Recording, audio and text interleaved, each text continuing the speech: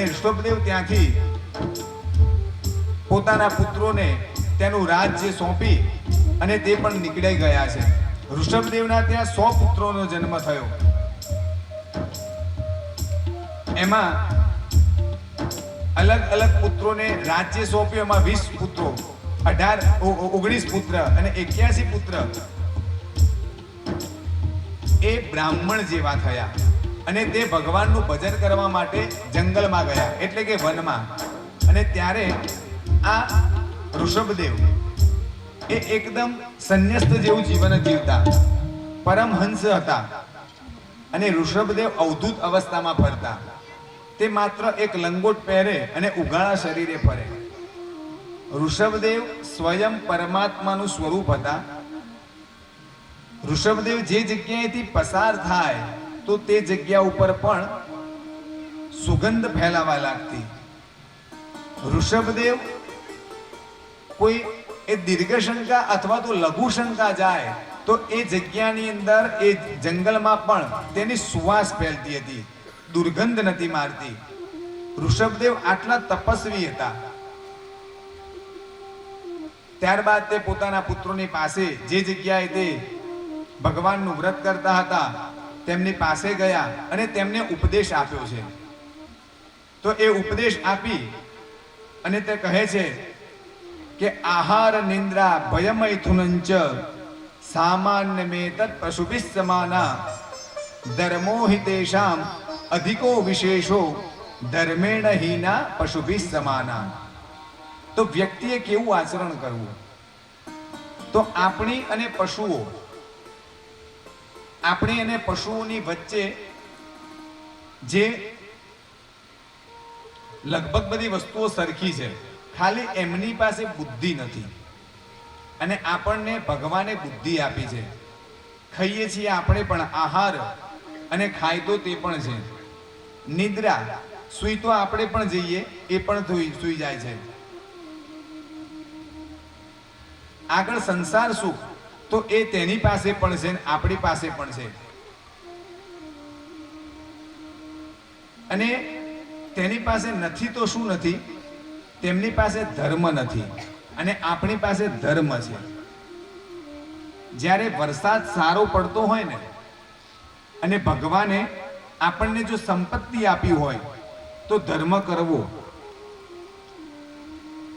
જ્યારે વરસાદ પડતો હોય ત્યારે કેસરની વાવણી કરાય, જવાર વવાય નહીં. કારણ કે કેસર છે ને એ તોલાના ભાવે મળે અને ઝાડ છે એ મણના ભાવે મળે. કહેવાનો મતલબ જ્યારે ભગવાને આપણું શરીર સારું રાખ્યું હોય ત્યારે ધર્મ પણ કરી લેવો. અને જ્યારે ધર્મ કરવાની ઈચ્છા થાય ત્યારે કોઈ પણ પ્રકારનું મુહૂર્ત ન જોવું. અંદરથી જ્યારે આપણો આત્મારામ કબૂલે કે મારે કંઈ ધર્મ કરવો છે, કે ભાઈ ઘરે કથા કરવી છે, કે ગાયોને ઘાસ ખવડાવવું છે, કોઈ દીકરીને મદદ કરવી છે, કોઈ ગરીબ સંતાનો હોય, કોઈ ગરીબ છોકરાઓને મદદ કરવી છે, એવી જ્યારે ઈચ્છા થાય ત્યારે તત્કાળ કરી દેવી. આ કથા માટે પણ એવું થયું. એમને જ્યારે ઈચ્છા થઈ મનોરથી પરિવારને, ત્યારે તેમના સંતાનોને પ્રેર્યા કે ના, કરવી એની ઈચ્છા થાય તો કરી દેવાની. જેટલું આપણા જાતે કરેલું હોય સંતોષ એમાં થશે. આપણે આપણી સામે જ્યારે આ ભાગવત કથા થતી જોઈ હોય, અહીંયા આવેલા જેટલા ભક્તજનો હોય એ બધા પ્રસાદ ગ્રહણ કરે. કારણ કે કથાની અંદર આવનારા જેટલા પણ શ્રોતાઓ છે તે પણ સ્વયં ભગવાનના સ્વરૂપે છે અને ભગવાનની ઈચ્છાથી જ દરેક જણ અહીંયા આવી શકતું હોય છે. આ પ્રમાણે ઋષભદેવ પણ તેમને જ્ઞાન આપી અને કર્ણાટક તરફ ગયા છે. અને ત્યાં કોંક નામના એક જંગલમાં જઈ અને ફસાય છે અને ત્યાં અગ્નિ લાગે છે અને તે પોતાના અગ્નિને ત્યાં આગળ દાહ આપી ત્યાં આગળ એ જંગલમાં બળી જાય છે. અને આ બાજુ તેમના ભરત પુત્રને જે ગાદી સોંપી હતી તે રાજા ભરત તે પણ ભગવાનના પરમ ભક્ત. આ બાજુ આ કયા ભરતજીની વાત થઈ રહી છે? તો જેને આપણે જડ ભરત તરીકે ઓળખીએ છીએ. તેમના 3 જન્મ થયા. આપણે ઘણી વખત કોઈ વ્યક્તિ મંદ બુદ્ધિ હોય અથવા તો થોડુંક મગજ ઓછું કામ કરતું હોય તો આપણે તેને શું કહીએ? જડ ભરત જેવો છે. પણ એ જડ ભરત કહેવાથી આપણે આપણા આત્માને જ ગાળ આપીએ છીએ. કારણ કે જડ ભરત કેવા હતા તે આપણે જાણતા નથી. મને જેટલી કથાઓ છે એમાં સૌથી વધારે કોઈ ગમતી હોય ને તેમાં જડ ભરતજીની કથા છે. જડ ભરતજી કેવું જીવન જીવતા હતા ને, જો એ આપણે વિચારી પણ લઈએ ને, આપણા જીવનમાં ઉતારીએ ને, તો આપણા જીવનનો બેડો પાર થઈ જાય. જડ ભરતજી જ્યારે રાજ્ય તેમને મળ્યું, થોડોક સમય સુધી તેમને આ ભરતજીએ, એ વખતે જડ ભરત નામ નહોતું, માત્ર રાજા ભરતજી હતા. અને તે વખતે તેમને આ રાજ્યને ભોગવ્યું. અને થોડાક સમય પછી તે આ રાજ્ય પોતાના પુત્રોને સોંપી અને ત્યાંથી ચાલ્યા ગયા. તેમને થયું કે હું ભગવાનનું વ્રત કરું. તે ગંડકી નદીના કિનારે જાય છે અને ત્યાં સતત ભગવાન ત્યાં ઓમકારનો જપ કરવા લાગ્યા અને સંન્યસ્ત જીવન જીવવા લાગ્યા. એક દિવસે ગંડકી નદીના કિનારે પોતાનું સંધ્યાવંદન કરતા હતા અને સૂર્યમંડળમાં ઉભા રહી અને ભગવાનની સ્તુતિ કરતા હતા. તેવામાં એક હરણી કે જે ગર્ભવતી હતી અને પૂર્ણ માસની તે હરણી ત્યાંથી કૂદકો મારી અને જતી હતી. તેની પાસે એક સિંહે ગર્જના કરી અને તે ગર્જનાના ભયથી તે હરણીએ કૂદકો માર્યો. એટલે જે તેનો પરિપક્વ ગર્ભ હતો તે પરિપક્વ ગર્ભ ત્યાં પાણીમાં પડી ગયો. અને જેવું આ ભરતજીએ જોયું એટલે તેમની પાસે ગયા અને તેમની પાસે જઈ અને આ હરણના જે બચ્ચું હતું તેને ઉઠાવ્યું. આ બાજુ હરણી તરફડિયા મારતી હતી અને તે તરફડિયા મારતી હરણી જ્યારે આમની સામે જોઈ રહી હતી ત્યારે રાજાને તેવું થયું કે આ તેના બચ્ચાને મને સોંપવા માંગે છે. ત્યારે ભરતજીને દયા આવી અને તે હરણના બચ્ચાને લઈ અને પોતાના આશ્રમમાં ગયા. અને આ હરણીએ ત્યાં આગળ પોતાનો દેહ ત્યાગ કર્યો. તે જંગલમાંથી બચ્ચાને ઘરે લઈ ગયા અને તેની ખૂબ સેવા કરવા લાગ્યા.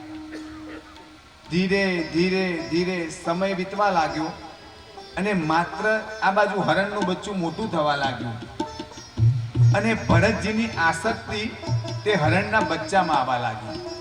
તેમનું ભજન ભગવાન તરફનું છૂટું થવા લાગ્યું અને જેવું તેમનું ભજન ધીરે ધીરે ધીરે ધીરે છૂટ્યું અને તેમને ખબર પડી. એક દિવસે પૂજા કરતા હતા, હરણનું બચ્ચું દેખાય નહીં એટલે તેમનો જીવ ત્યાં ગયો. પછી તેમને ખબર પડી ગઈ કે આ હરણના બચ્ચા વગર ચાલતું નથી.